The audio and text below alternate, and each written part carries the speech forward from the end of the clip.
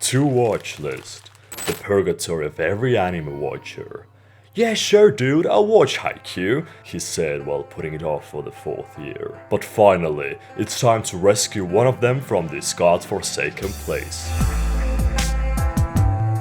Hey guys, Thomas here. And after watching ReZero, I got to say, I'm extremely surprised. It completely managed to live up to the expectations that I've built for it based on other people's descriptions, and I even agree with the Mull score.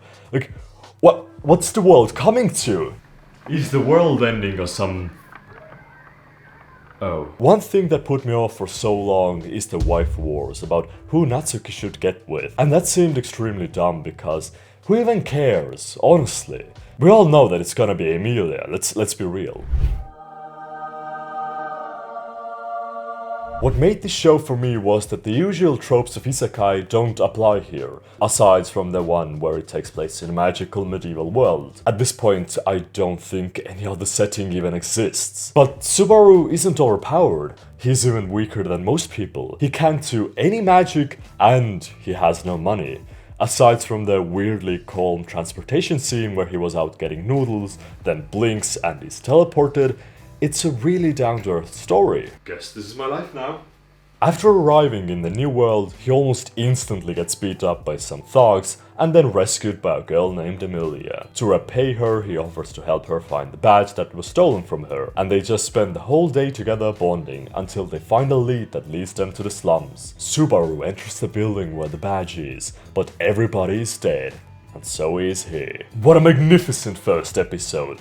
Our main character dies, although it does end with him being revived, but this is my shit. Not necessarily time travel, but something where time travel is a part of it. If done correctly, that is. I love stuff like Looper, Primer, 13 Monkeys, Steins Gate, and now, apparently, ReZero. It even has sort of a Groundhog's Day feeling to it, but instead of repeating single day every time after their death, he still has save points. So once he figures out how to save everybody, somehow, a new revival point is set up. Reviving and time travel is something that could have easily broken the story. It makes the character immortal. That should mean that we wouldn't have to fear for his safety, or that no matter what kind of situation he's in, even if it's something that threatens his life, we really shouldn't be worried cause, you know, he'll just wake up and everything's fine. It still manages to bring on the dread. Every time shit went down, I was flinching in my chair, and mostly I feel like it's due to the realistic nature of storytelling. Most of the people who didn't enjoy the show and are against it state grotesque and unreasonable violence as the reason, but I feel like here it isn't just for the sake of being edgy. It's the only thing that keeps it from being a mediocre show and really puts us in the place of Subaru. So even though he can revive himself, he still feels pain and gets psychological scars. He can't be just like, well, this plan didn't really work out as expected. And even with the ability of revival, he still loses all the actions that he's performed during that life. It's like Premiere crashes and I lose an hour of editing work. Man, that just shakes me to my core. I imagine that being the exact same emotion he feels every time he dies. You'll just never get your progress back.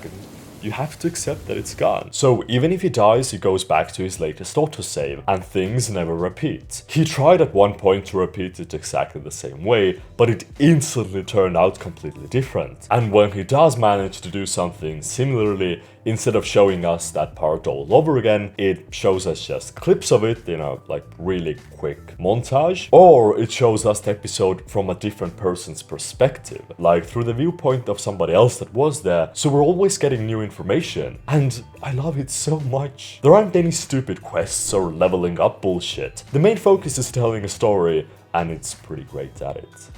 Would you mind covering up that sorry thing? Now, while I've been praising it quite a lot, I still have some minor faults to bring up. As the show progressed, it did start to feel more happy-go-lucky, which might be good for some, but to me it felt like it started to go the average isekais path, if that makes any sense. He started receiving more plot armor than usual, and started to lose the edge that it had in the beginning. Also, since we've lived in that world with him quite a bit right now, it's not that fresh and unique anymore, so lore-wise it's also kinda come to a stop. What made it for me was the realistic nature of a normal boy being in an isekai with an interesting power, but by the end of the show, he has an army, a ton of people backing him, living a good life and rarely using his power. I know a second season is coming next year, but if it continues the same path as the first one, then I don't see it being that interesting anymore. Kinda like how Kakeguru was interesting for the first season, but since the second season was just a rehash of the first with new characters, it wasn't that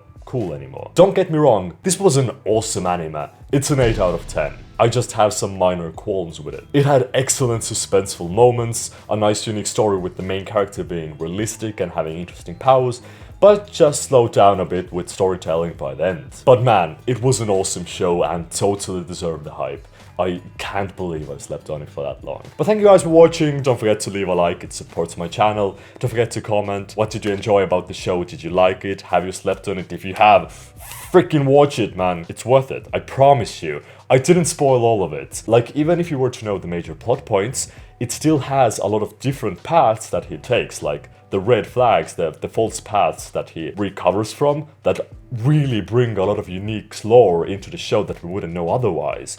And those are probably more worthy than the main plotline itself. But yeah, thank you for watching. Don't forget to subscribe since I'm doing more isekai shows. And I'll see you in a couple of days.